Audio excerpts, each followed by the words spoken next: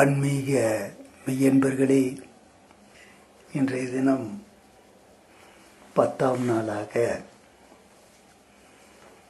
செய்யக்கூடாததை செய்தால் நடக்கக்கூடாதது நடக்கும், செய்ய வேண்டியதை செய்ய தவறினால் நடக்க வேண்டியது தவறிப்போகும். இதுதான் இன்றைய செய்தி. செய்யக்கூடாததை செய்தால் நடக்கக்கூடாதது நடக்கும், செய்ய வேண்டியதை செய்ய தவறினால் நடக்க வேண்டியது தவறிப்போகும். இதுதான் இன்றைய செய்தி. இந்த வாழ்க்கையில நமக்கு முன்னாலேயே பிரபஞ்சத்துல எல்லாம் இருக்கிறது. பிரபஞ்சம்னு சொன்னா இந்த பிரகிருதி சம்பந்தப்பட்ட எல்லா சமாச்சாரங்களும், நம்ம வேதத்தை ஏன் அடிக்கடி சொல்றோம்னா உலகத்தில் இருக்கிற எல்லா விஷயங்களுமே அதில் இருக்கிறது. அதனால தான் அதை பற்றி சொல்கிறோம். இந்த பஞ்சபூதம்னு ஜென்ரலாக எல்லாருக்கும் தெரிஞ்சிருக்கு. இப்போல்லாம் நிலம், நீர், நெருப்பு, காற்று, ஆகாயம், இதெல்லாம் இதுக்கு இணையானது, துணையானது, ஒன்றை ஒன்று சார்ந்தே இருக்கும். அதெல்லாம் வேதத்தில் தெளிவாக இருக்கிறது. அப்படி ஒன்றை ஒன்று சார்ந்தே இருக்கும்போது இந்த பஞ்சபூதங்களுக்கு இந்த சூரியனும் சந்திரனுமே துணையானது. அதனுடைய எல்லா செயல்பாடுகளிலுமே இந்த ரெண்டுமே கலந்திருக்கும். இந்த இதுக்குள்ள அந்த நீர் சம்பந்தப்பட்ட விஷயங்கள் மழைங்கிற வடிவத்தில் அந்த சூரியனாராலேயே இது உருவாக்கப்படுறது. இது மறைபொருள் சமாச்சாரம். அந்த பருவகாலங்கள் இதெல்லாம் இந்த பஞ்சபூதங்களுக்கு உட்பட்டது. ஒன்றிலிருந்து ஒன்று துணை. அப்போ இந்த பருவகாலம்னு சொல்றது எல்லாமே பஞ்சபூதம் சம்பந்தப்பட்ட விஷயம். இந்த பஞ்சபூதம் சம்பந்தப்பட்டவங்களுக்கு அந்த சூரிய சந்திரனும் உகந்ததா இருக்கிறது. அதுக்கு எடுத்துக்காட்டா இந்த சூரியனோட செயல்பாடு எல்லாமே மழை வளம் உருவாகாது. அதே மாதிரி ஒரு இருண்ட சூழல், அந்த சூரியன் இல்லைன்னா பிறகு ஒளி வராது. அந்த ஒளி இல்லைன்னா உலகத்தில் நீங்கள் எதைத்தான் பார்த்துருக்க முடியும், எதைத்தான் தெரிஞ்சுக்க முடியும். அது மாதிரி பத்ரிநாத் மாதிரி இடங்கள்லாம் இருக்கும்போது தான் தெரியும் சூரியனுக்காக மனுஷன் என்ன பாடுபடுறான்னு. அது மாதிரி மே மாதம் வெயில்ல நீங்கள் இங்கே படாத பாடுபடும் போது சூரியன் போனால் பரவாயில்லன்னு தோணும். அது மாதிரி இந்த சந்திரன் மார்கழி மாதத்தில் இந்த பனிப்பொழிவுக்கு மத்தியில் அந்த சந்திரன் உலா வரும்போது நமக்கு மனசு எவ்வளோ இதமாக இருக்கிறதோ, இது மாதிரி தான் அனைத்து வகையான தாவர வகைகளுக்கும், அதில் பர்டிகுலராக மலர் சார்ந்த எல்லா வகையான தாவரங்களுக்குமே இந்த சந்திரன் ஒரு பெரிய வரப்பிரசாதம் மாதிரி வருஷத்தில் ஒரு முறை அந்த மார்கழி மாதத்தில் அந்த மலர்கள் எல்லாமே அதை மிக ஆனந்தமாக சந்திரன் எதிர்பார்த்து அனுபவிக்கும். இந்த மாதிரியான பருவ காலங்கள் எல்லாமே அந்த பஞ்சபூதத்துக்கு உட்பட்ட துணையானது. ஆக இந்த உயிரினங்கள் எல்லாமே தாவரத்திலிருந்து இந்த தாவர சங்கமும் அது தொடர்ந்தே எல்லாம் அதுக்கு இந்த பஞ்சபூதங்களுக்கே இந்த சூரிய சந்திரன் துணையாக இருக்கிறது. இந்த மழை உருவாகும் பொழுதுதான் அந்த பூமி பரிபூர்ணமாக பண்படுறது. பிறகு உயிரினங்கள் இத்தியாதி இது எல்லாமே ஒன்றை சார்ந்து ஒன்று இருக்கிறதுனால இவை அனைத்தும் ஒருங்கிணைந்தால் மட்டுமே உயிரினங்கள், பிறகு அப்படியான உயிரினங்கள் அதை பூமியை பண்படுத்தி வாழ்க்கையை வாழ்ந்து முடிக்கிறது. அந்த உயிரினங்களையும் எல்லாமே அந்த பிரகிருதிங்கிற ரூல்ஸ்குள்ள படைப்பில் தான் எல்லாம் இருக்கிறது. நாமளா ஒன்றும் செய்தறதில்லை. இதுக்கு ஒரு எடுத்துக்காட்டு, எந்த கருப்பொருளுமே உயிரினம் உருவாகிறதுக்கு காரணம் சொல்கிறேன்.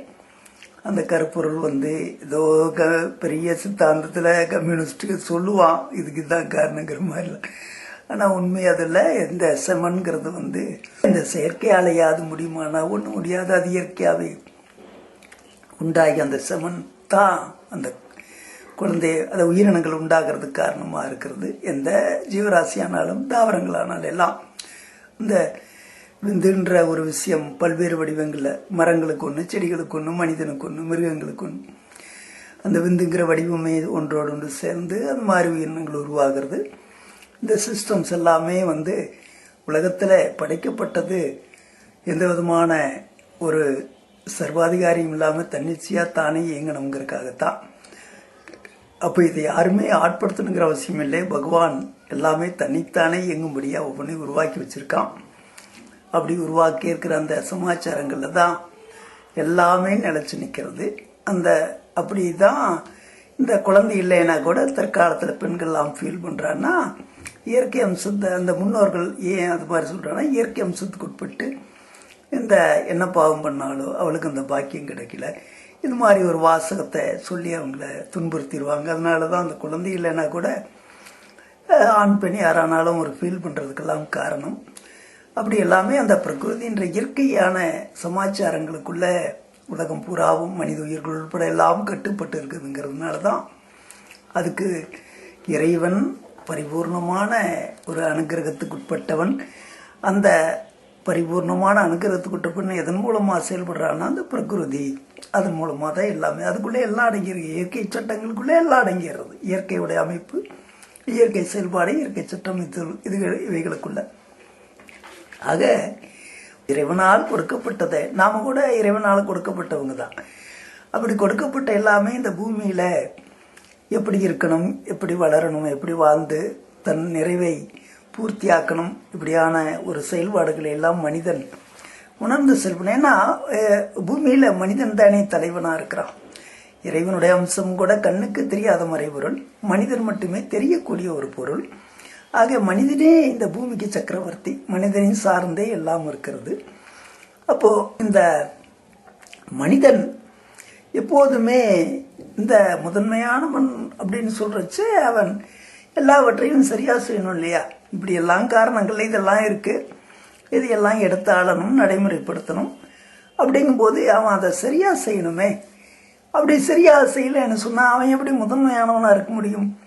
அவனுடைய தவறுகளால இந்த பூமியில் இருக்கிற எல்லா பொருள்களுமே பாதிச்சுன்னு சொன்னா அப்ப அவன் எவ்வளவு பெரிய குற்றவாளி? அவன் முதன்மையானவன், அவன் எல்லாம் ஒழுங்கா செய்வான்னு நினைச்சுட்டு அவங்ககிட்ட எல்லாம் ஒப்படைச்சிட்டு போனா அவன் எல்லாத்தையுமே தப்பு தப்பா செய்து அவனுக்கு கீழே இருக்கிற எல்லாத்தையுமே போட்டு சாகடிச்சா அது என்ன நியாயம்? அது எப்படி பகவான் அந்த படைப்புங்கிற அந்த பகவானுடைய மூலப்பொருள் ஒத்துக்காது இல்லையா?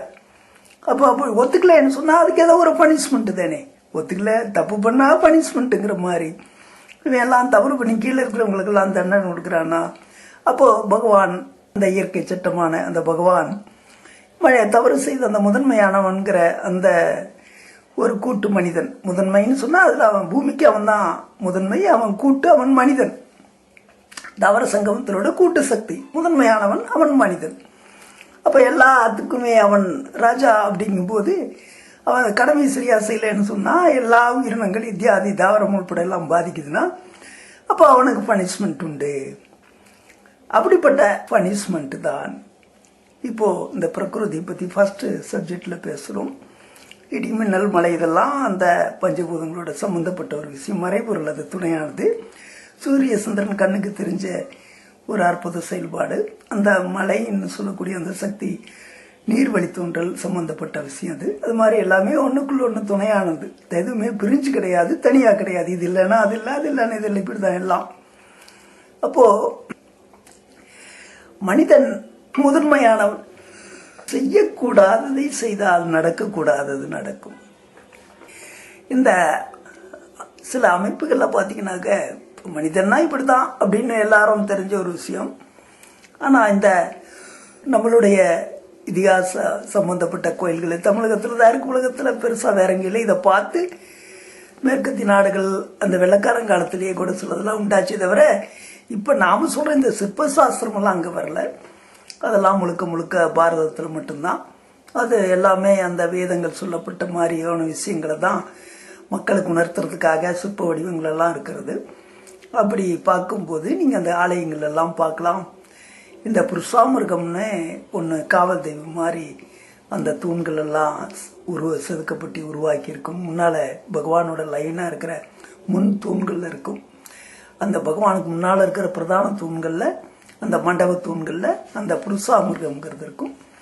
அது பார்த்தீங்கன்னா மிருகத்துடைய உடல் மனிதனுடைய மேல் பகுதி மனிதனாகவும் கீழ்ப்பகுதி மிருகமாகவும் இருக்கும். அப்போ இது மனிதன்னா இப்படிதான், மிருகம்னா இப்படிதான் பிரிச்சிருக்கான் இல்லையா பகவான் படைப்புல. அப்போ இந்த ரெண்டும் சேர்ந்து இருக்குதுன்னு சொன்னா அப்போ அந்த இடத்துல செய்யக்கூடாத ஒரு செயல் ஏதோ ஒன்று அப்போ நடக்கக்கூடாதுன்னு நடந்துருச்சு. அப்போ இந்த மிருகத்தோட உடல் கீழ்பாகம், மேல்பாகம் மனிதனோட உடல். சரி, இது மாதிரி அதெல்லாம் உங்களுக்கு சொல்றதுக்காக பகவானே உண்டாக்கி வச்சிருக்கான். அந்த மனித குலத்துக்கு வழிகாட்டுறதுக்காக அதெல்லாம் அதான் ஆலயத்தில் வச்சிருக்கான். அது மாதிரி வேதாகமங்கள் எல்லாம் இது மாதிரி இந்த பதஞ்சலி முனிவரும் கூட கீழே அந்த மிருகத்தோட வடிவமான அந்த மச்சாதையும் பிறகு மேலே மனித தோற்றமும் அவரும் முகத்தான ரிஷி பதஞ்சலி முனிவர் சாதாரணமானவர் இல்லை. அப்பேற்பட்டவரும் கூட அந்த மிருகத்தோட கீழ்ப்பகுதியும் மேல் பகுதி மனித தோற்றத்தோட எல்லாம் காட்சி தர்றாரு இல்லையா. அதுக்கு சம்பிரதாய சனாதனம் உள்ளுக்குள்ள காரணங்கள் சொல்லப்பட்டிருக்கிறது. அதே மாதிரி தான் ரிஷிகள்ல கலைக்கூட்டு முனிவர், மானும் மனிதனும் கலந்த ஒரு மகரிஷி கலைக்கூட்டு முனிவர். அப்போ இதே மாதிரி வியாசரோட தாயும் கூட அந்த மீனோட வடிவத்திலிருந்து வரா. இப்படியெல்லாம் ஒரு மாறுபட்ட பிறப்புகள் உருவாகிறது அப்படின்னா அப்போ அந்த செய்யக்கூடாததை செயலை செய்யும்போது அப்போ நடக்கக்கூடாத சம்பவங்கள் மாதிரி மனிதனாகவும் இல்லாமல் மிருகமாகவும் இல்லாமல் இப்படியெல்லாம் வந்துடுறது. இதெல்லாம் இதிகாச காலங்களிலே இப்படியெல்லாம் உருவாக்கி மனிதர்களுக்கு வழிகாட்டுவதற்காக தான் இதெல்லாம் செய்திருக்கிறது. ஆனாலும் கூட எல்லாமே இதிகாசங்களில் இருக்கக்கூடிய சம்பவங்கள் எல்லாத்துலேயும் ஒரு சக்தி இருக்குது. அதுக்கு உண்டான செயல்பாடுகள் இருக்குது. அதெல்லாம் பரிபூர்ணமானது. அதே மாதிரி மனிதர்கள் அந்த மாதிரி ஒரு விஷயங்களை செய்யும்போதுங்க அதில் கலியுகத்தில் சில தவறுகள் அதான் செய்யக்கூடாது செய்யும்போது அப்படி ஒன்றை சார்ந்து ஒன்றை அப்படின்னு சொல்லும்போது பார்த்தீங்கன்னா ஒரே வரையில் சயின்டிஸ்ட் இத்தியாதி எல்லாருமே இந்த மரங்களை வெட்டக்கூடாதுன்னு எல்லாரும் சொல்லுவா. அது சொல்றது ரொம்ப சுலபம். ஆனால் வெட்டாமல் இருக்கிறானா இல்லை. அப்போ அதை அந்த காலத்தில் எவ்வளோ பெரிய விஷயம் சின்ன விஷயம் எதாக இருந்தாலும் கூட ஒரு தப்பு சமுதாய சட்டத்துக்கு கட்டுப்படாமல் ஒரு தப்பு பண்ணான்னா அந்த சமூகம் உடனே தண்டிச்சிரு பஞ்சாயத்தில். ஆமாம், அந்த மாதிரி ஒரு விஷயத்தை இன்னைக்கு செய்ய முடியலையே. எவ்வளோ பெரிய மேட்ரு ஆனாலும் கூட மயிலர்களை தடவி கொடுத்த மாதிரி நாம் பாட்டுக்கு சொல்லிக்கிட்டே இருக்கிறோம். தப்பு பண்ணுறோம், தப்பு பண்ணிட்டு போய்கிட்டே தானே இருக்கான். அப்போ அதனால ஒரு மாபெரும் சமூகம் பாதிக்குதுங்கும் போது இது யாராலும் ஒன்றும் பண்ண முடியல. அப்போது அந்த தவறு பண்ணுறவனை தண்டிக்க முடியலங்கும் போது எல்லாரும் ஒட்டுமொத்த சமூகமே பாதிக்கிறது. அதனால தான் செய்யக்கூடாது செஞ்சால் நடக்கக்கூடாது நடக்கும். ராஜாக்கள் ஒரு சமூகம் சரியாக இருக்கணும்னு சொன்னால் எப்படியெல்லாம் இருக்கணும் அப்படிங்கிறதுக்காக கானகத்தை அழித்து நகரம் உண்டாக்குனாலும் கூட கானகத்தை அழித்து நகரம் உண்டாக்குனாலும் அந்த மரங்களை எல்லாம் உருவாக்குவான். ராஜாக்கள் காலத்தில் சாலையோரங்கள் எல்லாம் கம்ப்ளீட்டு மரங்களை நடுவா. அதில் உலகத்துக்கு ஒரு பாரதம்ங்கிற மாதிரி இந்த பாரதத்துக்கு இணையான தமிழகம், இமயத்துக்கு இணையான தமிழகம். அப்போது அந்த சாலை ஓரங்கள்லாம் பார்த்திங்கன்னா மனித குலத்துக்கு மிகவும் பயனுள்ள அந்த புளிய மரங்கள்லாம் தான் வைப்பான். இப்போ சமையலுக்கு அத்தியாவசியமான அந்த புளிக்கு பஞ்சமே இல்லைங்கிற மாதிரி சாலை ஓரங்களில் பூரா புளிய மரம் இருக்கும். அந்த புளிய மரம் வெறும் மழைக்காக மட்டும் புளிக்காக மட்டும் இல்லை, அதை ஒரு சயின்டிஃபிக்காக இன்றைக்கே கூட தெரிஞ்ச ஒரு விஷயம்தான் அது. அந்த புளிய மரத்தினோட காற்று ஒரு கொஞ்சம் இதமானதுன்னு வச்சுக்கோங்க. அதாவது தூக்கம் மாத்திரை போட்டு மனுஷன் தூங்குற மாதிரி கொஞ்சம் சோர்ந்த உடலுக்கு அந்த காற்று கொஞ்சம் இதமாக இருக்கும், மென்மையாக இருக்கும். அப்போது இந்த பகல் நேரத்தில் நீங்கள் நடந்ததேனே அந்த காலத்தில் எல்லாமே நடந்து மாட்டு வண்டி இப்படி எல்லாம் இருக்கும்போது அவங்க அந்த வெயிலுக்காக அந்த மரத்தடியில் கொஞ்சம் நேரம் இருந்தாங்கன்னா ரிலாக்ஸ் கிடைக்கும். நடந்து போகும்போது உழைப்பாளிகள் அவைவெல்லாம் நடந்து போவான், ஏதாவது சுமந்துட்டு போவான். இப்படியெல்லாம் இருக்கும்போது அந்த புளிய மரத்து காற்று அவங்களுக்கெல்லாம் ஒரு இதமாக இருக்கும். அது மாதிரி ஒரு சயின்டிஃபிக் அதுக்குள்ளே இருக்குது. இது மாதிரியான ஒரு நகரங்கள்லாம் உண்டாக்கும்போது அதுக்கு தொடர்பு சாலைகள் இதெல்லாம் உண்டாக்குனா அந்த ராஜாக்கள் இந்த மாதிரி மரங்கள் எல்லாம் வைப்பான். இது மாதிரி பல விதமான பயனுள்ள மரங்கள் பூராமே மனித குலத்துக்கு ஒரு நகரத்தை புதுசாக உருவாக்கும் போது இப்படியெல்லாம் இயற்கை சார்ந்து எல்லாமே ஏன் இருக்காங்கன்னு சொன்னால் ஒரு படைப்பில் பூராமே கானகம் அப்போ இந்த இயற்கையோட சங்கமத்தில் தான் அந்த கானகம் உருவாகிறது. அந்த கானகத்தை உருவாக்கி அதில் மிருகங்கள்லாம் வாழ்ந்துட்டு இருக்கிறது, பறவைகள் இத்தியாதி எல்லாம் வாழ்ந்துட்டு இருக்கிறது. அப்போது அப்படியெல்லாம் இருக்கிறதுல நாம் நகரம் அமைக்கிறோம்னு சொன்னால் இந்த நாம் அழிச்ச காட்டை எந்த வடிவத்திலேயாவது உருவாக்கணும். அதனால தான் நாம் வாழும் இடங்கள்லேயே நம்மை சுற்றி அங்கங்கே மரங்கள்லாம் உண்டாக்கி அழிச்சதுக்கு பதிலாக பசுமையே நம்ம உண்டாக்கிற காரணம் அந்த இயற்கையோட அமைப்பை நாம் சிதைச்சால் நாமளும் இயற்கைக்கு உட்பட்டவங்க தானே. அப்போ தாவர சங்கம் மாதிரி தானே நம்மளும்.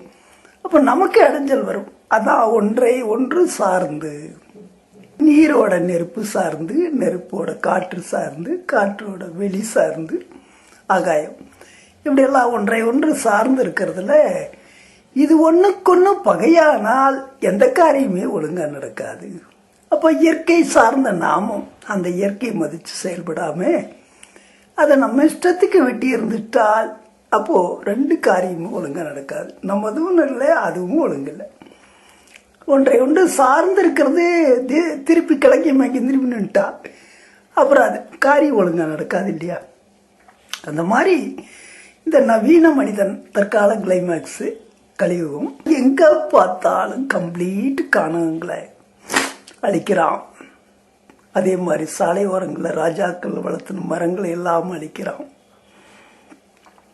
எங்கே பார்த்தாலும் இயற்கை அழிக்கிறான், நதிகளை எல்லாம் நாசமாக்குறான். இப்படி எங்கே பார்த்தாலும் ஒன்றை ஒன்று சார்ந்திருக்கிற பிரகிருதியினுடைய இயற்கையை கம்ப்ளீட்டு டெஸ்ட்ராய்டு பண்ணுறான். அதுக்கு ஏதோ ஒரு காரணம் சொல்கிறானே தவிர எல்லாமே டெஸ்ட்ராய்டு பண்ணுறான். அப்போது இந்த ஒன்றை ஒன்று சார்ந்திருக்கிறது எல்லாமே இப்படி கெட்டு போச்சுன்னா அதுக்கு இருக்கக்கூடிய அந்த விஸ்வரூபம், அதாவது ஒரு தவறு நடந்தால் இன்னொரு தவறு உருவாகும். சரியாக நடக்கிற விஷயத்துக்கு சரியானது துணை, தவறாக நடக்கிறதுக்கு தவறானது ரிட்டர்ன் கிடைக்கும். அது மாதிரி இவாள் இதெல்லாம் இப்படி டெஸ்ட்ராய்டு பண்ணுறச்சு. அப்போ ரிட்டர்ன் எப்படி வர்றதுன்னா பேரழிவு. மழை பெஞ்சா ஓவர், வெயில் அடித்தா ஓவர், பனி பெஞ்சா பனி. அது மலைகளில் இமயமலை மாதிரி இடத்துல பார்த்தீங்கன்னா தான் தெரியும். பனி அடித்தால் அது ஓவர், காற்று அடித்தா பேய் காற்று. போன வாட்டி நான் சொன்னேன் மதுராலெல்லாம் அப்படி ஒரு சூழக்காற்று பார்த்ததே இல்லை. இப்படி எல்லாமே நேர்மாறா இயற்கையாக இருந்தால் எப்படி மனுஷன் நிம்மதியாக இருப்பானோ அப்படி இல்லாமல் எல்லாம் நேர்மாறாக இருக்கும்.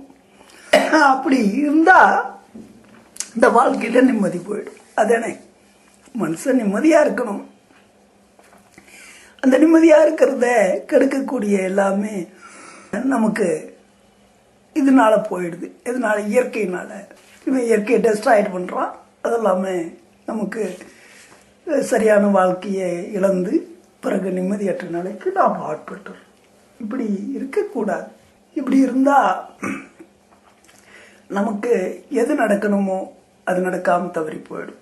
நல்ல வாழ்க்கை நடக்கணும், அந்த நல்ல வாழ்க்கை நடக்காமல் தவறி போகுது. ஏன்னா நம்ம இந்த மாதிரி எல்லாம் இயற்கைகளை எல்லா விதமான இயற்கைகளையும் அழித்து நாசமாக்கும் போது அப்போ நிம்மதியாக இருக்க வேண்டிய நம்ம வாழ்க்கை கெட்டு போகுது.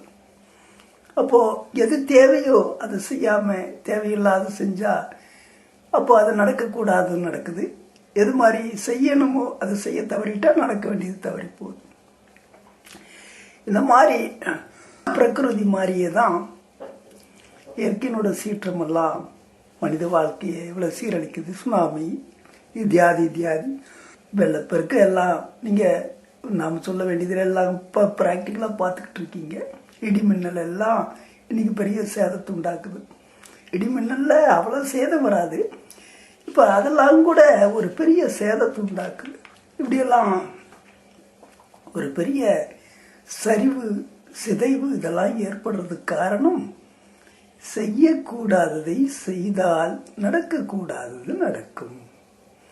அதே மாதிரி இந்த சமூகம்னா எப்படி இருக்கணும், அதுக்கான வடிவங்கள் அதை நடைமுறைப்படுத்துறது, இது மாதிரியெல்லாம் ஒரு நவீனப்படுத்தி செய்யும்போது தான் நமக்கு ஒரு பூர்ணமான நல்ல வாழ்க்கை கிடைக்கும். அப்போ அந்த செய்ய வேண்டியது எல்லாம் செய்ய தவறிட்டால் இந்த நல்ல வாழ்க்கை கிடைக்கும் கூடிய ஒரு சமூக அமைப்பு அது நடக்கணும். அது நடக்காம தவறி போகும்.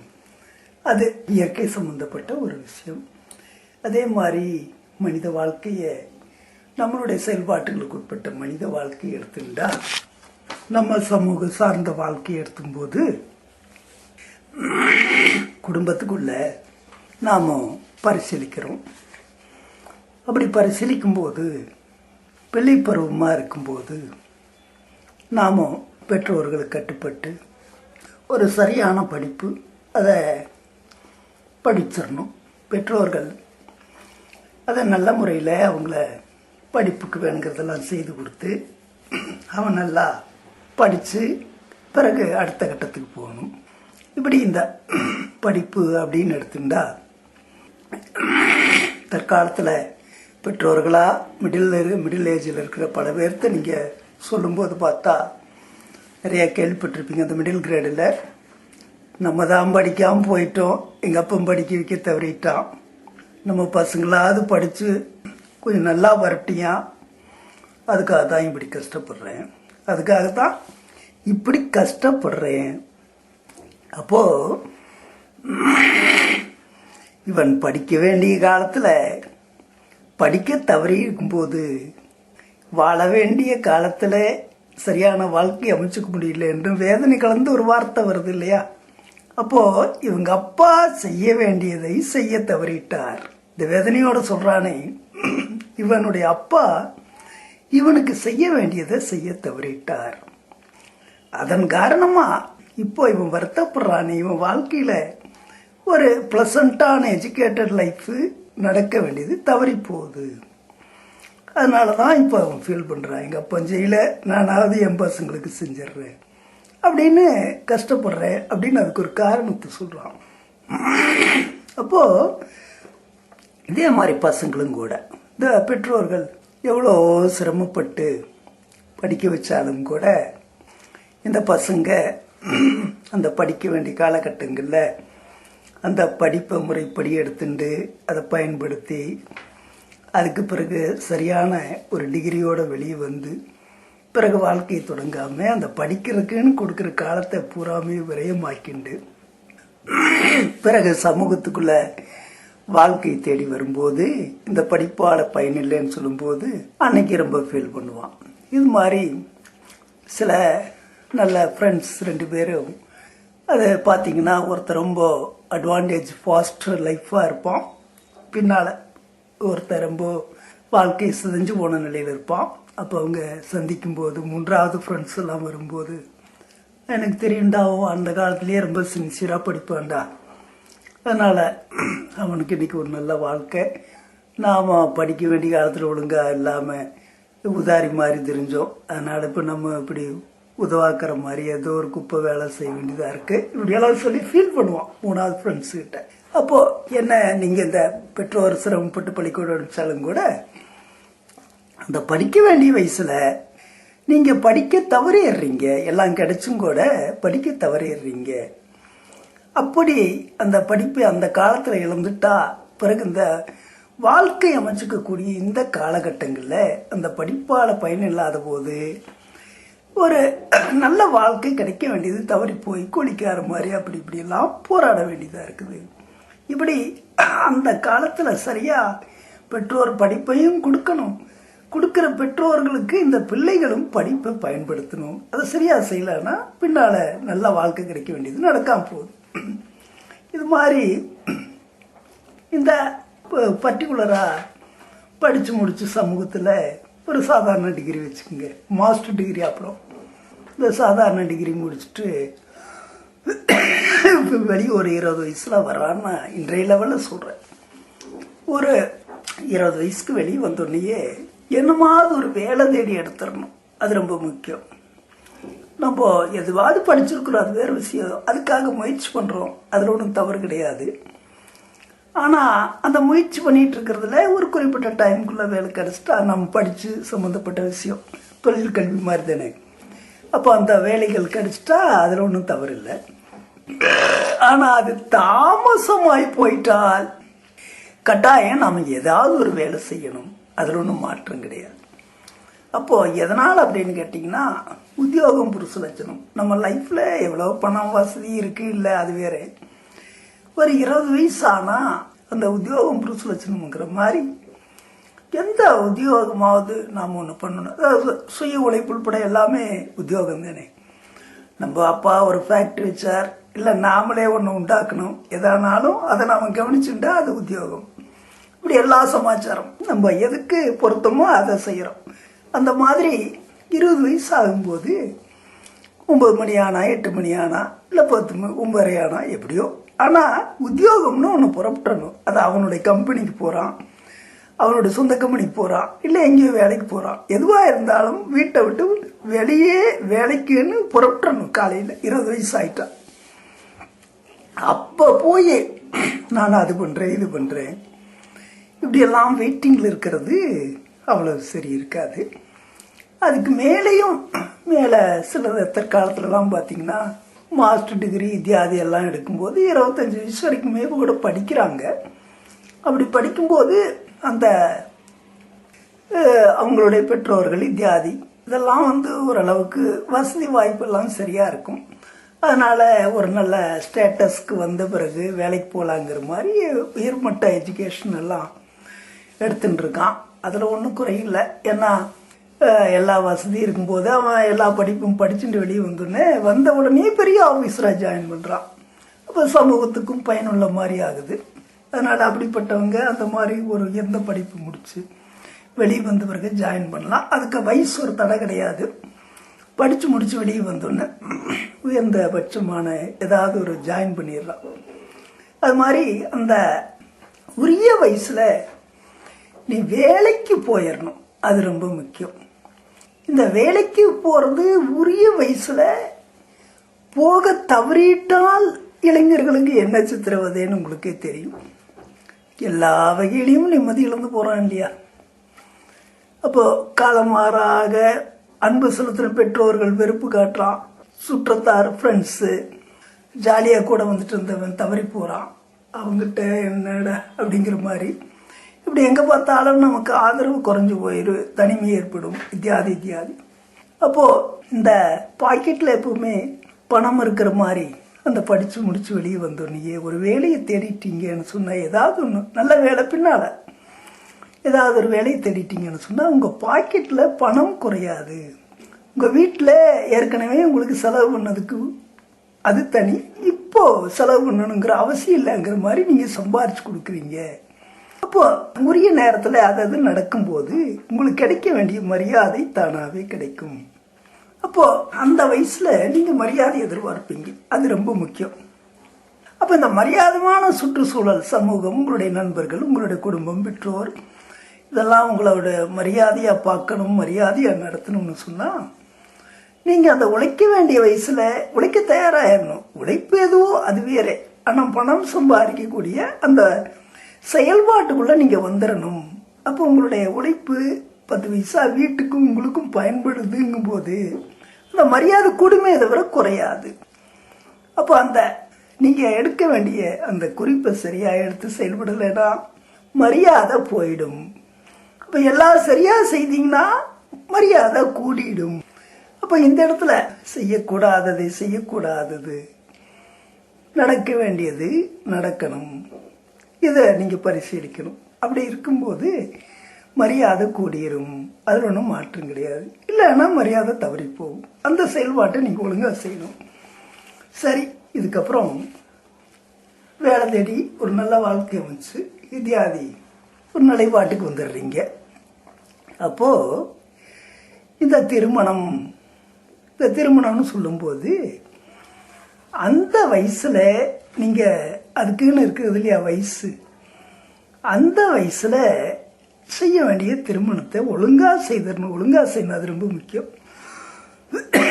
அந்த வயசில் அந்த திருமணத்தை நடத்தாமல் தவறி போயிட்டால், பிள்ளைகள் செஞ்சுக்க தவறிட்டாலும் சரி, பெற்றோர்கள் அந்த பிள்ளைகளுக்கு திருமணம் செய்து வைக்க தவறிட்டாலும் சரி, எப்படி இருந்தாலுமே ரெண்டுமே குற்றம். உரிய முறையில் நாம் பொண்ணு பார்த்துட்டே இருப்போம், எதையாவது ஒரு காரணம் சொல்லி தள்ளி போயிட்டு இருக்கு. பல குடும்பங்களை நான் பார்க்குறேன். 4 வருஷம் 5 வருஷம் பொண்ணு பார்த்துட்டு இருப்பாயா, ஏதாவது ஒரு காரணம் சொல்லிக்கிட்டே இருப்பான், கல்யாணம் நடக்காது, தள்ளி போயிட்டே இருக்கும். ஆனால் அந்த பையன் பெற்றோர்களுக்கு கட்டுப்பட்டு அவங்க பார்த்து முடிவெடுக்கட்டும்னு பொறுமையாக இருப்பான். 4-5 வருஷமாயும் கூட ஒரு பொண்ணு அவனுக்கு பார்த்து கட்டி வைக்க முடியல. அதுக்கு ஏதாவது ஒரு காரணம் சொல்லிட்டு இருக்கிறான்னு சொன்னா, ஒரு படித்த இளைஞர்கள் தற்காலத்தில் அவனுங்களுக்கு பேரண்ட்ஸ் மேல வெறுப்பு வருமா வராதா? அப்போ இந்த பெற்றோர்கள் உரிய வயசுல பிள்ளைகளுக்கு கல்யாணம் பண்ணி வைக்கணுங்கிறது ரொம்ப முக்கியமா நினைக்கணுமே தவிர, அது வேண்டாத விஷயங்களை எல்லாம் தலையில ஓட்டுண்டு பரிசீலிச்சுட்டு இருந்தால் இந்த திருமணம் தவறி போகும். அப்ப நீ வேண்டாத விஷயங்களை எல்லாம் பரிசீலிச்சுட்டு இருந்தால் இந்த திருமணம் தவறி போயிட்டா, அப்ப அங்க நடக்க வேண்டிய திருமணம் நடக்காம போயிட்டால் என்ன நடக்கும்? அது நீங்க பரிசீலிக்கணும். ஒரு இளைஞன், எல்லாருமே இளைஞர்கள் தானே, இன்றைய கிழவன் நேற்றைய இளைஞன். அப்ப இளைஞனா இருக்கும்போது இந்த உடல் மனம் இதெல்லாம் எப்படி செயல்படும்னு எல்லாருக்கும் தெரிஞ்ச விஷயம். அப்போ என்னமாவது ஒரு காரணம், அது காரணம் தான் இருந்துட்டு போகுது. இந்த உடல் சார்ந்த வாழ்க்கை இன்பங்கள்ல நீ பாட்டுக்கு காரண காரியத்தை முன் வச்சுட்டு இருந்தேன்னு சொன்ன இந்த உடல் உனக்கு கட்டுப்படுமா? அப்போ அந்த வயசை பெற்றோர் சம்பந்தம் இல்லாமல் தள்ளி போட்டான்னு சொன்னா, அந்த பையனுக்கு அது ஜீவஹிம்சை ஏற்படுத்தால் இந்த பாவம் யாரை சார்ந்தது? உனக்கு கட்டுப்பட்டு இருக்கான், அவன் கெட்டு போகல. அதற்குரிய வயசுல அவனுக்கு வாழ்க்கை அமைச்சு கொடுக்கலன்னு சொன்னான், அதனால அவனுடைய ஜீவ உடல் பாதிக்குது அப்படின்னு சொன்னா, இந்த பாவம் யாரை சார்ந்தது? அப்ப இந்த பெற்றோர் கொஞ்சமா யோசிக்கணும். செய்ய வேண்டியதை செய்தரணும், அப்பதான் நிம்மதி கிடைக்கும். இது ரொம்ப முக்கியம். அப்போ என்னமாவது ஒரு காரணத்தை தேடி அதற்கான காரணத்தை முன் வச்சுட்டு அந்த கல்யாணத்தை தள்ளி போட்டுட்டே போயிட்டு இருந்தால் அந்த பசங்க பிள்ளைங்க வாழ்க்கையில நடக்கக்கூடாதது நடந்துரும். அதை நீங்க பெற்றோர்கள் உணரணும். இதே மாதிரி பிள்ளைகள் அந்த திருமண வயசு வந்ததுன்னு சொன்னா பெற்றோர்கள் அதுக்கான வேலையெல்லாம் பார்ப்பா, முறை பிரகாரம் எல்லா வகையான பொருத்தமெல்லாம் பார்த்து உரிய முறையில கல்யாணம் பண்ணி வைப்பாங்க. அந்த எதிர்பார்ப்பு இளைஞர்களுக்கு இருக்கணும், ஆண் பெண் எல்லாருக்கும்.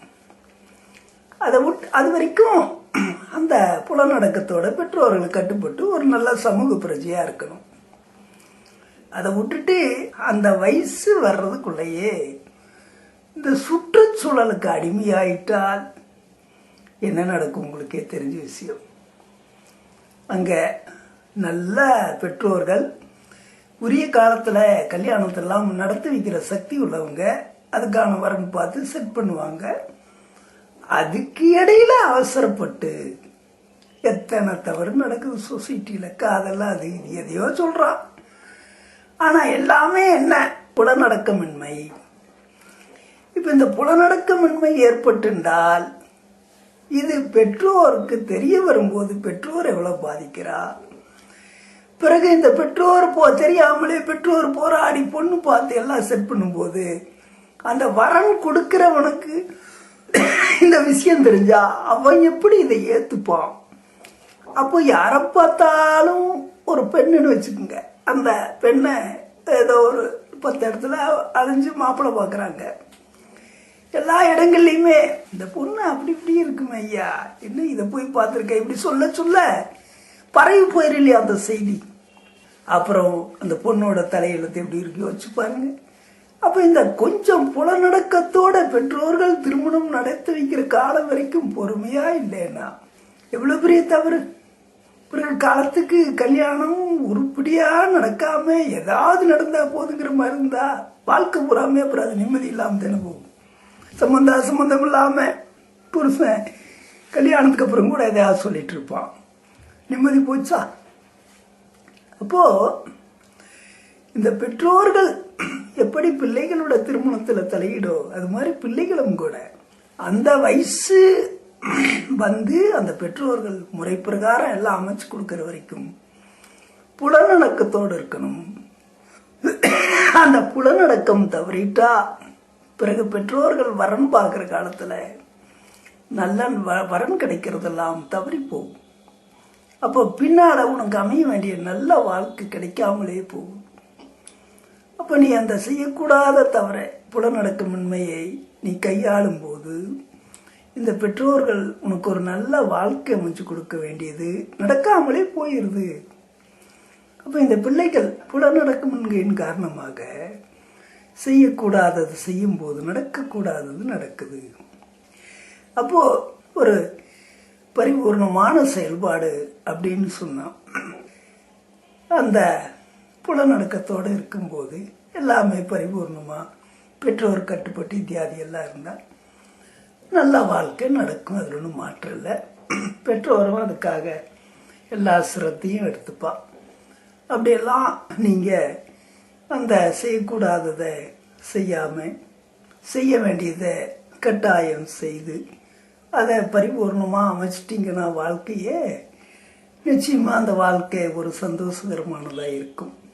அதுக்காக தான் இந்த திருமணத்துக்கு முன்னால் வாழ்க்கையில் அந்த செய்யக்கூடாததை செஞ்சால் நடக்கக்கூடாதது நடக்கும்.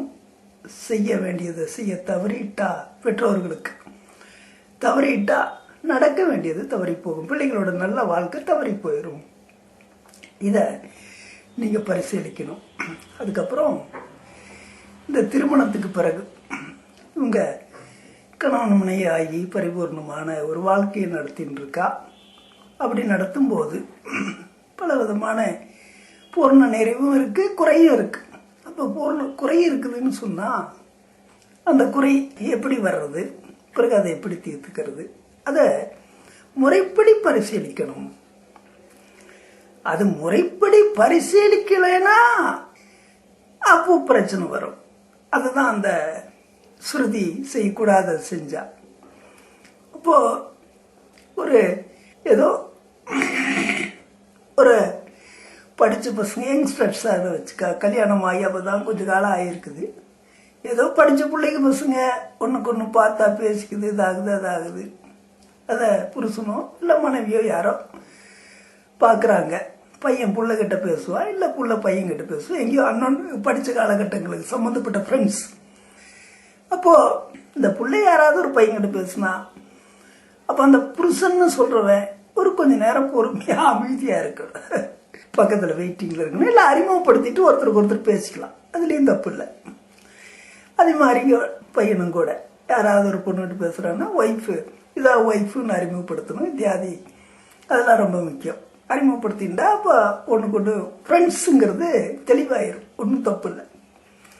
அதை விட்டுண்டு அந்த பொண்ணை மனைவி பக்கத்தில் வச்சுட்டு இவன் பாட்டுக்கு இன்னொரு பொண்ணுக்கிட்ட அவன் பாட்டுக்கு ஃப்ரெண்ட்ஸாக இருந்தால் கூட பேசிகிட்டே இருந்தான்னா இந்த பொண்ணுக்கு அன்னெசரி ப்ராப்ளம்ஸ், பிறகு சந்தேகம் இத்தியாதி இதெல்லாம் வரும். அப்போ அந்த இடத்துல என்ன பண்ணுறான், தன்னுடைய மனைவியை அந்த தோழிக்கு அறிமுகப்படுத்தி இது மாதிரி ஆச்சு, நீ கல்யாணத்துக்கு வர முடியல ஏதோ அதெல்லாம் சொல்லி அறிமுகப்படுத்தி ஒரு 10 நிமிஷம் பேசிட்டு இருந்தாங்க. அப்புறம் கோயிலுக்கு போகிறாங்கன்னா சேர்ந்து போகலாம் வரலாம் இதெல்லாம் பண்ணால் அப்போது இவனோட மனைவி ஆகப்பட்டவன் அந்த கல்லூரி தோழி அந்த ஆம்பளைக்கு கல்லூரியில் படித்த அந்த பிள்ளைங்க இவனுடைய மனைவிக்கும் ஒரு ஃப்ரெண்டு மாதிரி ஆகிடும், ஒன்றும் பிரச்சனை இல்லை. அப்போ அந்த மாதிரி ஒரு நல்ல அறிமுகத்தெல்லாம் செஞ்சுட்டு இதெல்லாம் பண்ணிண்டா ஃப்ரெண்ட்ஸாக இருக்கும், பிரச்சனை இல்லை. அதை விட்டுட்டு இவளை கிட்ட வச்சுட்டு அவன் பாட்டுக்கு பப்ளிக்கில் போட்டு பேசிகிட்டே இருந்தான்னா இந்த பொண்ணுக்கு சந்தேகம் வரத்தை என்ன செய்யும். அப்போ அவன் செய்யக்கூடாத செய்கிறான் அந்த ஆண் மகன் மாப்பிள்ளை. அப்போது இந்த பொண்ணுக்கு வரக்கூடாத சந்தேகம் வந்துடுது. அப்போது செய்ய வேண்டியது செய்ய தவறும்போது நடக்கக்கூடாது நடக்குது இல்லையா. அது மாதிரி இருக்கிறது புத்திசாலித்தனம் கிடையாது. இது மாதிரி ஐயா அதை செய்யணுமோ அது செய்யணும், அது செஞ்சால் நடக்க வேண்டியது ஒழுங்காக நடக்கும். அந்த தம்பதிகளான வர்க்கம் கூட இந்த மாதிரி பல்வேறு விஷயங்கள் என்ன எந்த ஒரு சமாச்சாரமானாலும் ஒரு வெள்ளை அறிக்கை அப்படிங்கிற மாதிரி ஒரு திறந்த மனசோடு ஒருத்தருக்கு கலந்து ஆலோசனை பண்ணிட்டா எதுலேயுமே ப்ராப்ளம் இருக்காது.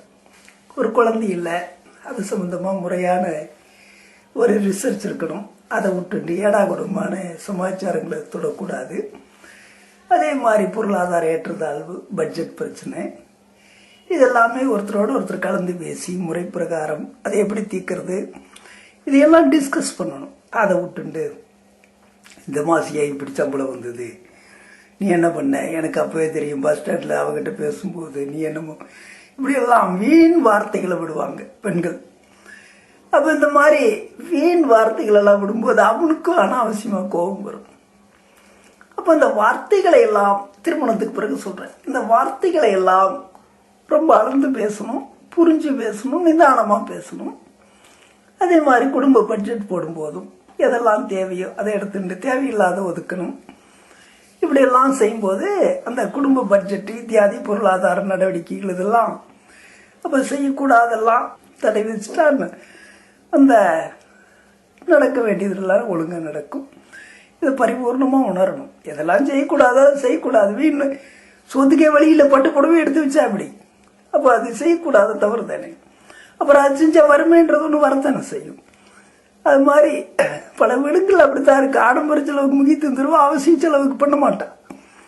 அப்போ அங்கே வறுமை தானாகவே வந்துடுது, யாரும் சொல்லி கொடுக்கணுமா என்ன? அந்த மாதிரி அப்போ எதை செய்யணும், ஒழுங்கான பட்ஜெட் போடணும்.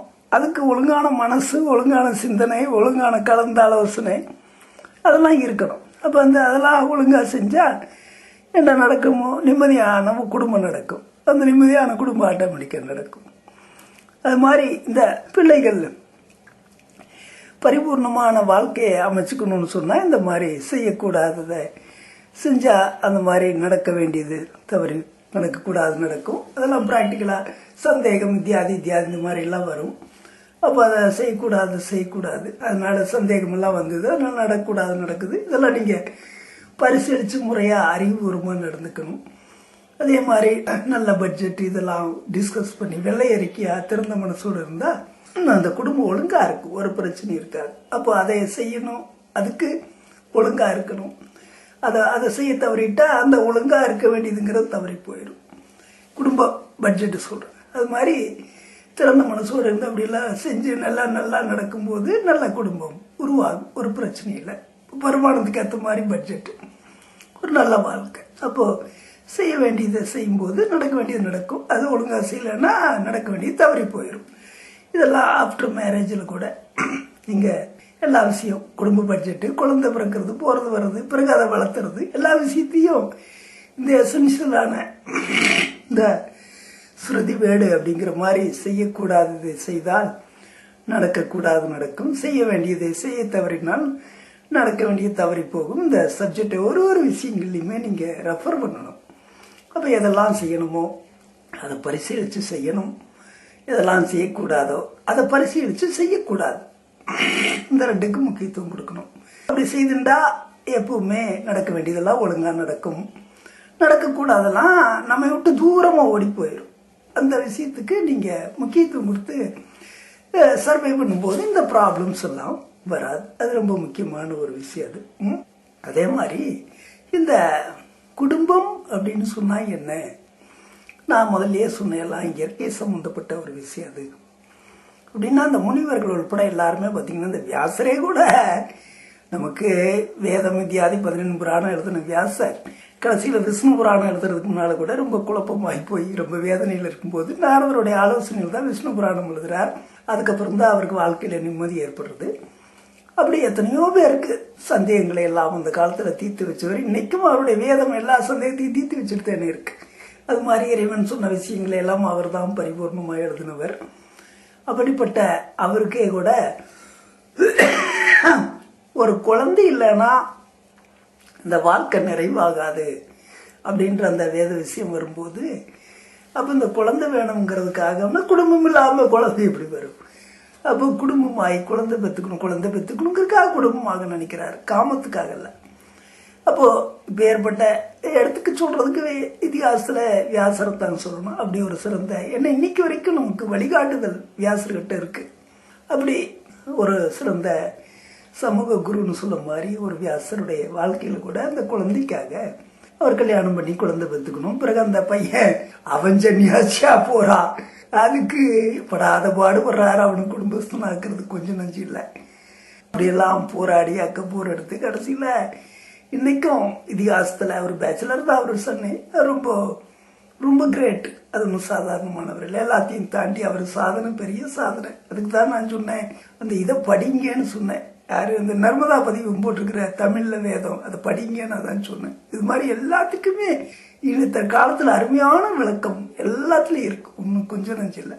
நாம் அதை எடுத்து ஆளணும், அதான் முக்கியம். எல்லாம் படிச்சா எல்லாம் வரும், தெரியும். அது மாதிரி அந்த வியாசரே கூட குழந்தை இல்லைன்னு அந்த படப்பட்டார். பிறகு பிறந்த பையன் வளர்ந்த பிறகு கல்யாணம் காட்சி பண்ணிட்டு இவனோட கடமை செய்யறாருன்னா அதை செய்யாம கபூர் எடுக்கிறான். அதெல்லாம் ரொம்ப ஃபீல் பண்றார். அது மாதிரி இந்த குடும்பம் அமைச்சுக்கிறது அப்படிங்கிறது இந்த சமூக சம்பந்தப்பட்ட ஒரு விஷயம்.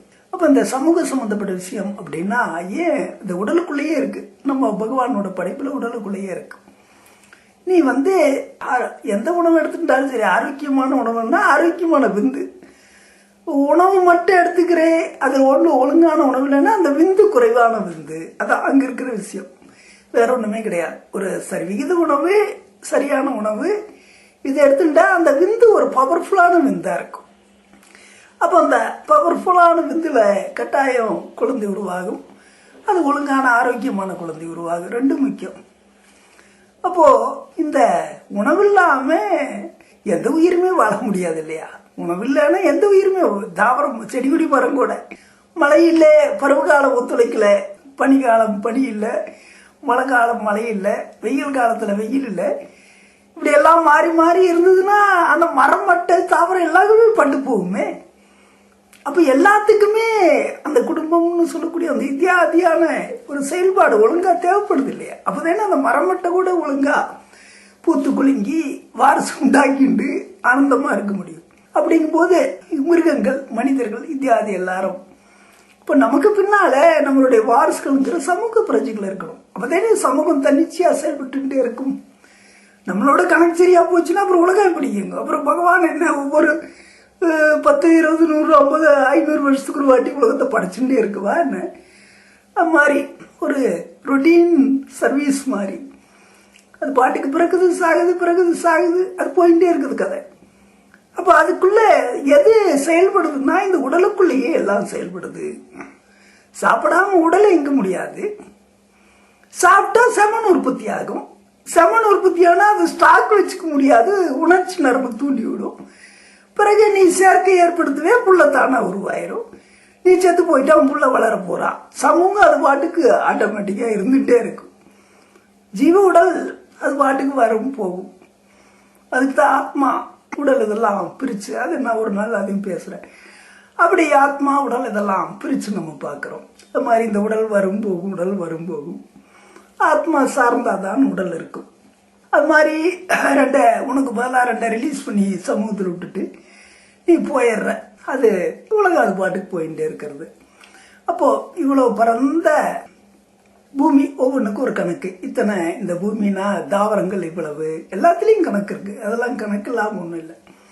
தாவரங்கள் எவ்வளவு, மிருகங்கள் எவ்வளவு, மனிதர்கள் எவ்வளவு, இப்படி ஒவ்வொன்றிலையும் பூச்சிப்புழுக்கள் எவ்வளவு, ஒன்றை ஒன்று சார்ந்து இந்த பூச்சிப்புழுக்களை சாப்பிட்டு இந்த பறவைகள் வளர்றது. அப்ப அதுக்கு இத்தனை பறவைகள் இருந்தா இத்தனை பூச்சிப்புழு உற்பத்தி ஆகணும். அது மாதிரி இத்தனை மிருகங்கள் இருக்கிறது. இத்தனை மிருகங்கள் இருந்தால் அந்த மிருகங்களை சாப்பிட்ற அடுத்த கட்ட உயிரினங்களை இவ்வளவு இருக்கணும். இப்படி எல்லாமே கணக்கு. அந்த கணக்கு பிரகாரம் எல்லாம் உற்பத்தி ஆகிறது. எல்லாம் கணக்கு இல்லாம எதுவுமே கிடையாது. எல்லா ஸ்டாட்டிஸ்டிக்கல் பிரகிருதிக்குள்ள இருக்கு. இப்படி எல்லாம் இருக்கும்போது அதுல ஏற்றதாழ்வை உருவாக்கும் போதுதான் பிரச்சனை. நான் முதல்ல பிரகிருதி சொன்ன மாதிரி அதை நாம சிதைக்கிறோம். சிதைக்கும் போது அங்கிருந்து பேரழிவு வரும்.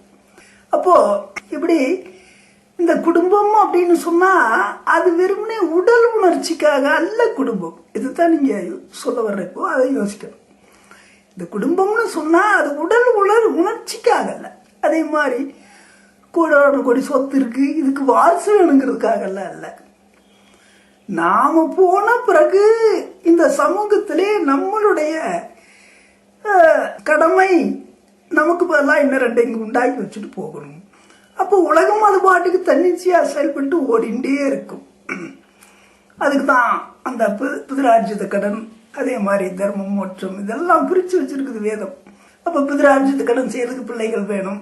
அப்போ அந்த பிள்ளைகளை ஒழுங்கா வளர்த்தாதான் பிதிரார்ஜித கடன். இறந்த பிறகும் கூட அந்த பிதிரார்ஜித கடனுக்கு இறந்து போன பெற்றோர்களுக்காக, முன்னோர்களுக்காக. இதெல்லாம் செய்யறதுக்கு பிள்ளைகள் வேணும். இப்படியெல்லாம் ஒன்னோட ஒன்று சார்ந்த எல்லா சம்பிரதாயங்களும் இருக்கும்போது அப்போ இந்த பிள்ளைய எதுக்கோ உண்டாக்குறான். ஆனால் சமூகம் அழியாம பாதுகாக்குது இல்லையா? சாப்பிடாம இருக்க முடியாது, சாப்பிட்றாங்க, செமன் உண்டாகுது, செமனை உள்ள ஸ்டாக் பண்ண முடியாது, உணர்ச்சி தூண்டப்படுறது, பிறகு குழந்தை பிறக்கிறது. அது ஒழுங்கான குடும்பம் வேணும். இந்த குழந்தை பிறக்கிறதுங்கிறது நம்ம இஷ்டத்துக்கு எல்லாம் பண்ணிட முடியாது. அதுக்கு ஒழுங்கான குடும்பம் வேணும். அப்ப இந்த ஒழுங்கான குடும்பமா இருந்து இந்த குழந்தையை பற்றி இந்த குழந்தையை இப்போ நம்ம பேசின மாதிரி முறை பிரகாரம் வளர்த்து அதை சமூக பிரஜையாக்கு போகும்போதுதான் இந்த பெற்றோரோட கடமை நிறைவாகிறது. பிறகு அவங்க இருந்த பிறகு இந்த பிள்ளைகள் புதிராட்சி கடன்லாம் கொடுத்து இந்த ஆத்மாவுக்கு சுத்தி ஏற்படுத்தி கொடுக்குது. இது மாதிரி சமூகம் அது இயற்கை சார்ந்த பரிபூர்ணமான செயல்பாட்டுக்கு பேர் தான் குடும்பம். அப்ப இந்த சமூகம் அழியாம தனிச்சு அது பாட்டுக்கு செயல்பட்டுட்டே இருக்கும். அப்போ இந்த குடும்பம்னு சொல்றதுல இவ்வளோ விஷயம் இருக்குதுன்னு சொன்னா, அப்ப இந்த குடும்பத்தை நீங்க பாட்டுக்கு ஓரின சேர்க்கை அது இது இப்படி எல்லாம் என்னத்தையாவது ஒண்ணு பண்ணிட்டு இருந்தீங்கன்னு சொன்னா, இப்ப உங்களை மாதிரி இந்த சமூகம் ஒட்டுமொத்தமா இருந்தால் என்ன ஆகும் யோசிக்கணும் இல்லையா? எந்த ஒரு செயல்பாடுமே நாம செய்யறதுக்கு முன்னால அதை நாம செஞ்ச மாதிரியே எல்லாரும் செஞ்சால் சமூகம் எப்படி இருக்கும் அதை நம்ம யோசிக்கணும். என்னமோ நாம மட்டும் விதிவிலக்கு, நாம மட்டும்தான் இதை செய்யறோம் அப்படி செய்ய நினைக்க கூடாது. ஒரு காரியத்தை நாம செஞ்சா நாம செஞ்ச மாதிரியே எல்லாரும் செஞ்சா சமூகம் என்னாகும். இப்ப நாமளும் அந்த சமூகத்துல ஒரு பிரஜை தானே, அப்ப நமக்கு எப்படி பாதிப்பு வரும் இதெல்லாம் நம்ம யோசிக்கணும். அப்ப பாத்தீங்கன்னா மேல்நாடு கீழ்நாடு எல்லா பக்கம் எங்க பார்த்தாலும் இந்த ஓரின சேர்க்கையில் ரொம்ப சாதாரணமான விஷயமா இருக்கு. அப்ப இதுவே கம்ப்ளைண்ட் மெஜாரிட்டி ஆகி போயிட்டா, அப்ப எல்லாமே இதுதான்ங்கிற மாதிரி ஆகி போயிட்டா இந்த சமூகம் எப்படி இருக்கும்? அப்ப இந்த மாதிரியான ஒரு விஷயங்களை எல்லாம் செஞ்சால் இதுதான் தப்பு. இப்படி எந்த இயற்கை சட்டங்களுக்கு முரணா செய்யக்கூடாதெல்லாம் செஞ்சு அப்புறம் அதுல நடக்கக்கூடாதெல்லாம் நடந்து அக்கப்போர் ஆகக்கூடாது. அதெல்லாம் நமக்கு சமூக விரோதம் மாதிரி தான். அதெல்லாம் இப்படி எல்லாம் செய்யறதுங்கிறதே ஒரு சமூக விரோதம் மாதிரி. சும்மா அதுக்கு ஏதோ ஒரு சட்டத்தை போட்டுட்டு இது செஞ்சா சரிதான் ஒரு நாட்டுக்காரன் சொல்றான், இது செஞ்சா சரிதான் ஒரு நாட்டுக்காரன் சொல்றான், இன்னொருத்தர் இதெல்லாம் செய்யக்கூடாதுன்னு சொல்லிட்டு இருக்கா. இப்படி உலகம் அதுதான் நமக்கு முக்கியம். இது வேற நாடு இதெல்லாம் அவசியம் இல்லை. அது ரெண்டாவது கட்டம். உலகம் எப்படி இருக்கணும் அதான் முக்கியம். அது விட்டுண்டு இது மாதிரிலாம் செய்யும்போது அப்ப இந்த செய்யக்கூடாதெல்லாம் செஞ்சா நடக்கக்கூடாதெல்லாம் நடக்கும். இப்போ ஒன்று வாரிசே இல்லை. அப்போ இந்த உலகத்தை விட எப்படியோ போட்டோம் கதிக்கு நீங்க 2 பேர் இது மாதிரி இல்லை ஒரு நினைச்சிருக்க ஆட்டம் பாட்டம் முடிச்சுட்டா. அப்புறம் நீங்க உங்களுடைய பிற்காலம் எப்படி இருக்கும், அப்புறம் மரணத்துக்கு பின்னால அப்புறம் இந்த புதிர ஆட்சி கிடையாது இதெல்லாம் 1008 சொல்றாங்க. இதுக்கெல்லாம் என்ன ரிசல்ட் எல்லாமே அப்புறம் பல 1000 லட்சம் வருஷங்களா இருந்தெல்லாம் பொய்யா அதெல்லாம் யோசிக்கணும். அதெல்லாம் விட்டுண்டு எடுத்த கண்டதை காட்சி கொண்டதை குழம்புன்னு போயிட்டே இருந்தா அது வாழ்க்கையே கிடையாது. அப்போ அந்த செய்யக்கூடாததை செய்தால் நிச்சயம் நடக்கக்கூடாது நடக்கும். அப்ப நீங்க செய்ய வேண்டியது உங்களுடைய பெற்றோர் கட்டுப்பட்டு கரியான காலம் பொறுத்திருந்து ஒரு நல்ல குடும்பத்தை அமைச்சு பிறகு நல்ல வாரிசுகள் உண்டாக்கி அந்த நல்ல வாரிசுகளுக்கு செய்ய வேண்டியதெல்லாம் செஞ்சு உங்க வாழ்க்கைய பரிபூர்ணமாக்கி போனா அப்ப அது நடக்க வேண்டியதெல்லாம் ஒழுங்கா நடக்கும். அது மாதிரி எந்த ஒரு விஷயம் எடுத்துட்டாலுமே கூட பரிபூர்ணமா யோசிக்கணும், சும்மா அறகுறையா யோசிக்கப்படாது. அதே மாதிரிதான் இந்த பண்டைய காலத்திலேயே இக்காலத்திலேயே இருக்கிற வித்தியாசம் பார்த்தீங்கன்னா, அப்பெல்லாம் அங்கங்கே மனிதன் ஒரு 8 மைல் 10 மைலுக்குள்ளதான் பொண்ணு கொடுக்கறத எடுக்கிறதே வச்சுப்பான். இந்த பொண்ணு கொடுக்கறத எடுக்கிறதே 10 மைலுக்கு மேல போய் 10 கிலோமீட்டர் வச்சுங்க. அந்த காலத்துல 6-7 மைலுக்குள்ளேம்பா, இப்ப அது 10 கிலோமீட்டர். இப்படியே வச்சுட்டான்னு சொன்னா நீ ஒண்ணு நடந்து போகணும், இல்லைன்னா மாட்டு வண்டியில் போகணும். ஜக்கான்னு சொல்லக்கூடிய அந்த குதிரை வண்டி எல்லாம் வச்சுக்கிற ஜமீன்தார் தான் வச்சிருப்பான், ஓரளவுக்கு மேட்டு குடிக்கிற. பாக்கி எல்லாருமே ஒண்ணு நடந்து போகணும், இல்லைன்னா மாட்டு வண்டியில போகணும். அப்படின்னா ஒரு மாமச்சான் அழைப்பு கொடுத்துருக்கான், அழைப்பு கொடுக்க வர்றா, அழைப்பு வாங்கிட்டு கல்யாணத்துக்கு போறா. இது மாதிரி 1008 பிரச்சனை எத்தனையோ நடக்குது இல்லையா சமூகங்களுக்குள்ள. ஒரு நல்லது கெட்டது எதானாலும் இங்கிருந்து அங்க போகணும், அங்கிருந்து இங்க வரணும். அப்ப இந்த ஒரு 10 கிலோமீட்டருக்குள்ள என்ன சொன்னா நடந்து போகும்போதே அந்த காலத்தில் பார்த்தீங்கன்னா ஒரு 10 கிலோமீட்டரை ஒரு 2 மணி நேரத்தில் போயிடுவா. இப்பெல்லாம் ஒரு 2.5 மணி நேரம் ஆகும்னு வச்சுக்கோங்க. அது மாதிரி நான் டெய்லி 30 கிலோமீட்டர்லாம் இப்போவும் நடந்துட்டு இருக்கேன். இப்போன்னா எப்பவும் கிடையாது, வருஷத்தில் ஒரு 3 மாதம் அது மாதிரி 30 கிலோமீட்டர் நடப்பேன் டெய்லி. அந்த இமயமலை டிராவல் 60 நாள் இத்தியாதி அது மாதிரி பல இடம். அது மாதிரி அந்த காலையில் ஒரு வெயிலுக்கு முன்னால் புறப்படுறதும்பா. அப்போ காலையில் நேரத்தில் புறப்பட்டா அந்த வெயில் ஏறுறதுக்குள்ளே வெயில் ஏறுறதுக்குள்ளே அந்த வீட்டுக்கு போய் சேர்ந்துருவான். மாமச்சான் வீடு அங்கே இங்கெல்லாம் அந்த காரியங்கள்லாம் பார்த்துட்டு சாயங்காலம் பொழுதுறங்கிறதுக்கு முன்னாலேயே புறப்பட்டு வீட்டுக்கு வந்து சேர்ந்துருவாங்க. இது மாதிரிலாம் தொழில் சார்ந்தது, விவசாயம் இத்தியாதி எல்லாம். அப்போ அந்தந்த சர்க்கிள் அப்படி இருக்கும்போது அந்த ஒரு 40 கிராமத்துக்கு மையத்தில் ஒரு சந்தை இருக்கும். அந்த சந்தைக்கும் கூட விவசாய பொருட்களெல்லாம் கொண்டு போடுவா. பிறகு அங்கிருந்து ஏதாவது வேணா வாங்கிட்டு வருவா. பரிவர்த்தனை மாதிரியான அந்த காலத்து சந்தைகள் அதெல்லாமே ஒரு 2-3 கிலோமீட்டருக்கு மையத்தில் வாரத்தில் ஒரு நாளைக்கு சந்தை கூடும். அங்கே விவசாய விளைபொருள்களை விற்பா. அதே மாதிரி வேணுங்கிற மக்கள் வாங்குவாங்க. இதெல்லாம் ஒரு 2-3 கிலோமீட்டருக்கு மையத்தில் நடக்கும் சுற்றளவுக்குள்ள. இதெல்லாம் சார்ந்து இருக்கும்போது சமூகத்துக்கு ஒரு பிரச்சனை இருக்காது. எல்லாமே நார்மல் கிரேடில் இருக்கும். பர்டிகுலரா இதை பெரிய அளவில் மாறும்போது அதில் தான் ஏராளமான பிரச்சனைகள். அப்போ அந்த பிரச்சனையெல்லாம் இல்லாமல் செய்யறதுக்கு தான் இவ்வளோ போராட வேண்டியதாக இருக்கும். அப்போ அந்த இயற்கை சார்ந்த வாழ்ந்த வாழ்க்கையிலே ஒரு பிரச்சனையில எல்லாம் தானே நடக்குது. அப்போ இந்த இயற்கைக்கு முரணா எங்கெல்லாமோ இருக்கிறவங்க எல்லாரும் வந்து ஒரு 10,000 பேர் இருக்கிறதுல 10 லட்சம் பேர் குவிஞ்சா, அப்போ இந்த போக்குவரத்துல இருந்து எல்லா விஷயங்களையும் கம்ப்ளீட் இன்னைக்கு பரிசீலிக்க வேண்டியதா இருக்கு. அப்போ பொது சுகாதாரம், போக்குவரத்து பிரச்சனைகள், சமூக கட்டமைப்பு, அந்த குணங்கள், அந்த குணத்தினோட வளர்ச்சி, ஏற்றத்தாழ்வு, இயற்கை, பருவகாலம், இது எல்லாம் நீங்க பரிசீலிக்க வேண்டியதா இருக்கு. எல்லாம் பரிசீலிச்சு எல்லாத்தையும் ஒழுங்கா பண்ணினா மட்டும்தான் அந்த வாழ்க்கை ஒழுங்கா இருக்கு. அதுதான் நான் முன்னால அந்த 3வது துன்பம் 5 சாந்தி மருந்தொன்னு த பிளானட் சிட்டிங்கிறத பத்தி பேசணும். அந்த மாதிரி மக்கள் அங்கங்க இருந்து பரிபூர்ணமா அந்த வாழ்க்கை அமைச்சுக்காம எல்லாம் குவியும் போது இது சமூகத்தினுடைய ஏற்றத்தாழ்வு இதெல்லாம் வந்து வெள்ளக்கார உண்டாக்கணும்னு வச்சுக்கோங்க.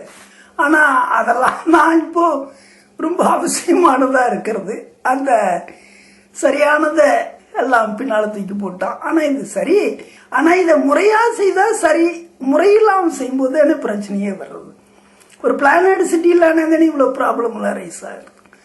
அப்ப இந்த அந்த காலத்துல இந்த நான் சொன்னேன், இந்த 3வது சாந்தி மந்திரம் சம்பந்தப்பட்டதுல காந்தி வழி சுதேசி அந்த நதிநீர் ஒருங்கிணைப்புல சொன்னேன். அந்த 5வது செய்தி அன்னைக்கு அந்த இதுல சொன்ன மாதிரி நம்ம காந்திய வழி சுதேசி இயக்கத்துல நானும் கூட அந்த காலத்துல இளைஞர்களோட அந்த சர்க்காருக்கு சில திட்டங்களை முன்வைக்கும் போது நாங்க அந்த இதையெல்லாம் கொடுக்கும்போது அந்த காலத்துல ரொம்ப ஃபோர்ஸா இருந்து, அதனால நாங்க அறிந்த விஷயங்கள் எல்லாம் சர்க்காருக்கு சொல்லணும் அப்படிங்கிற மாதிரி ரொம்ப இருக்கிற குறைபாடுகளை அது ஒரு வேகமா இருந்தோம். அப்போ அந்த ஒரு முறை பல விஷயங்களை நாங்க தொகுத்து சர்க்காருக்கிட்ட அது பார்லிமெண்ட் கொடு அனுப்பிச்சோம். அது ஒன்றும் பிரயோஜனம் இல்லை. எதுதான் பிரயோஜனப்பட்டது? ஒன்றும் பிரயோஜனம் கிடையாது. இன்னைக்கு ஏதோ ஒரு சின்ன மாறுதல் ஏற்பட்டிருக்கு. அப்போ அதுல கூட நாங்க என்ன சொல்றோம், இந்த எந்த ஒரு தேசமா இருந்தாலும், எந்த ஒரு தேசம் அப்படிதான் அந்த காலத்திலேயே எங்க சிந்தனை எல்லாம் தேசியத்துல நீ ஒரு தேச குடிமகனா இருக்கணும். பிறகு தேசம் எல்லாம் ஒருங்கிணைந்த உலகமான பார்வையா இருக்கணும். அப்ப சண்டை சச்சரவுக்கு இடமே கிடையாது. அந்த மாதிரி அதுல தொழில் நகரம், விவசாய நகரம், ஒரு தேசத்துல எது இருக்கணும்னு சொன்னா தொழில் நகரம், விவசாய நகரம் இதுதான் இருக்கணுமே தவிர அங்க வந்து வில்லேஜ் இத்தியாதி மெகா சிட்டி இதுக்கெல்லாம் வேலையே கிடையாது. தொழில் நகரம், விவசாய நகரம்னு சொன்னா ஒவ்வொரு எம்எல்ஏ லொகேஷனுக்கும் அந்த கிலோமீட்டர் சர்க்கிள்ல சொல்றேன்னா அந்த ஒவ்வொரு எம்எல்ஏக்களுடைய சர்க்கிளுக்கும் ஒரு தொழில் நகரம், ஒரு விவசாய நகரம் இருக்கணும். ஒவ்வொரு எம்எல்ஏ சர்க்கிளுக்கும். அது உங்களுக்கு தெரியும் எந்த அளவுக்கு பரப்பளவு, அதுல எவ்வளவு ஓட்டு இருக்குன்னு உங்களுக்கே தெரியும். அப்போ மக்கள் தொகை. அப்போ அந்த எம்எல்ஏ தொகுதிக்குள்ள ஒரு விவசாய நகரம், ஒரு தொழில் நகரம் இருக்குன்னு சொன்னா இந்த தொழில் நகரம் இருக்கிற சர்க்கிள்ல ஒரு மேஜர் பீப்புள்ஸ் இருப்பா, ஓரளவுக்கு அதிக கூட்டம் இருக்கும்.